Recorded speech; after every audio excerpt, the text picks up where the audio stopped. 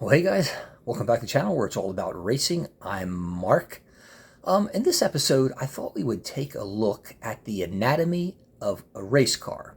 And the reason I wanted to do this is, as you know, I am a huge fan of model car reviews. Many of you out there have inspired me to do what I do. Now, 1 year later, 300 model cars and growing.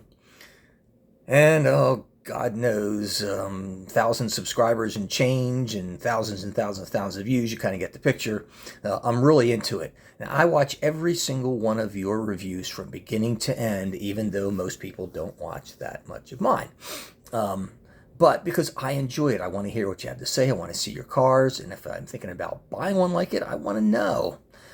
But there's one thing that annoys me more than anything else, and that is the mispronunciation or the misidentification of various parts of cars. And I can excuse that once, maybe excuse it twice, but I hear it in 5 or 6 videos.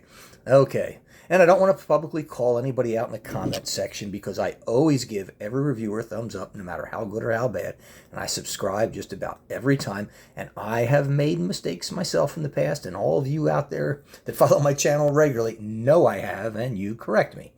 So anyhow, we're just going to talk about things that make up on a race car that are sometimes misidentified. And first I thought we'd start off, and I'm going to bring this up here with the wheel and the axle. Now, on the wheel assembly, you have a tire. In this case, these are Michelin tires. You have the wheel itself, which the tire attaches to. Now, on the axle and inside of the wheel, and I'm gonna push this thing up here and stick it through here. What you see there in the wheel, that is the rotor, and then you'll see a caliper attached to it that clamps down the rotor to slow the car down. So those are the 4 components other than the axle that make up the wheel of the car, which TSM does a really nice job with, which you can see right there. Now, if we go to the front of the car, and of course this is a mid-engine car, but you still have an air grill because you have radiators up here. But most importantly, you have this little section down here.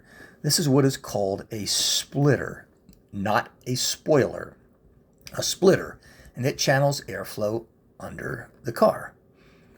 On the side of the front fenders here, you see these little tiny black things. I hope I can, let's see, I'm pointing to it with my brush, but I don't know if the camera's on it. There you go. See, these are called dive planes. Dive planes, okay? And they also channel air. Now, more importantly, on the nose of the Corvette, a lot of people miss this because you can't even see it real well. You see these 2 little L-shaped things. They're both silver. These are called pitot tubes, and this is technology that racing cars have taken from the aerospace industry. What they do is measure wind speed and velocity, and the engineers look at this data and they help it to determine how fast the car is going. In the case of heavy winds, how it could affect the car over the course of the race. But they crunch all those numbers up, and they're important.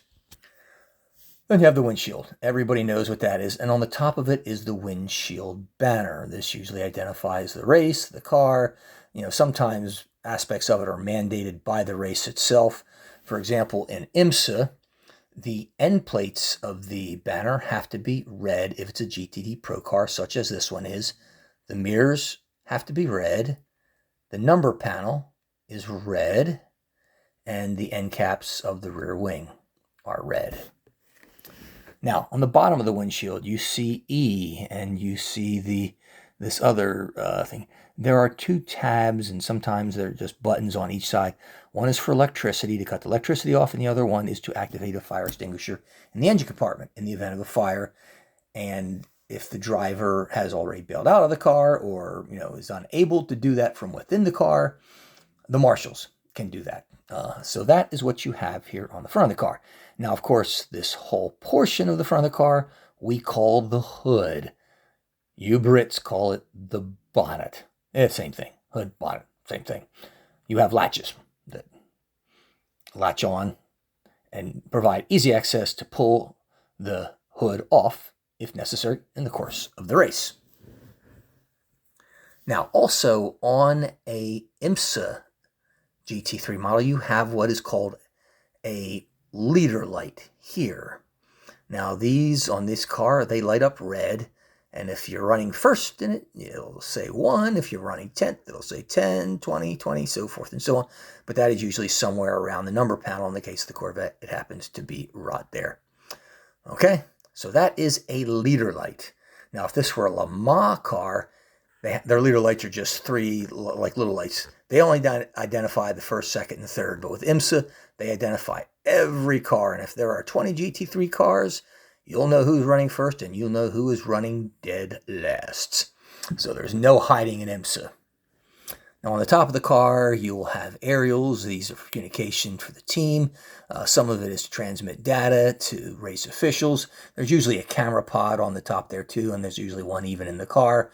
You'll see that depending upon what kind of view. I'm sorry, my video is really crappy here. I'm looking at it, but the camera wasn't. But that's what that is. Fuel input, take over here.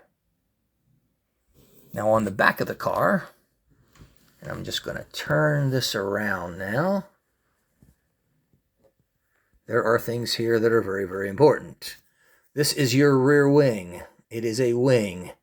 It helps create downforce, and it also creates drag. It can be adjusted, but it is called a ring, not a spoiler. Beneath it is the diffuser.